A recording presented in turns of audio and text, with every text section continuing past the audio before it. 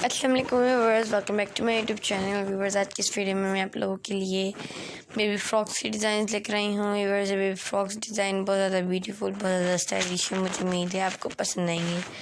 अगर आपको ये बेबी फ्रॉक्स की डिज़ाइन पसंद है तो प्लीज़ इस वीडियो को लाइक कर दीजिए, चैनल को सब्सक्राइब कर दीजिए, बेल आइकन प्रेस करना ना भूलिएगा। बेल आइकन प्रेस करने के बाद ऑल के ऑप्शन पे ज़रूर क्लिक कीजिएगा ताकि आपको हमारी आने वाली वीडियो का नोटिफिकेशन मिलता रहे जो हम डेली की रूटीन पे अपलोड करते हैं, जैसे कि cutting and stitching tutorial, designing ideas और बहुत सी ऐसी वीडियोज़ जिनसे आप इंफॉर्मेशन हासिल कर सकती हैं। वैसे देखिए मेरा फ्रॉक कितना कोई ब्यूटीफुल लग रहा है। मैं तो बहुत ज़्यादा ब्यूटीफुल लग रहा है। आप बताएं आपको ये फ्रॉक ब्यूटीफुल लगा कि नहीं।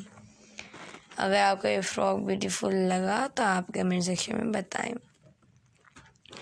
आप बताएं अगर आपको इनका कटिंग एंड स्टिचिंग का ट्यूटोरियल चाहिए। आप बताएं अगर आपको इनकी डिटेल चाहिए, आप हमें बता सकती हैं कमेंट सेक्शन में।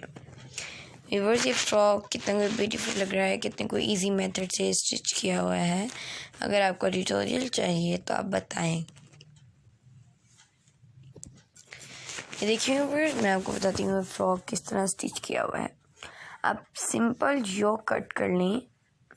व्यूअर्स, आप जैसे सेंटर में आपको पीस नज़र आ रहा है जिसमें रेड पट्टी लगी हुई है, स्ट्रिप्स लगी हुई हैं, वो इतना सा पीस कट करने के बाद आप साइड में फ्रिल अटैच करें वाइट कलर की। फिर उसके बाद जो आप स्लीव्स के तौर पर फ्रिल अटैच करेंगे आप वो कर लें।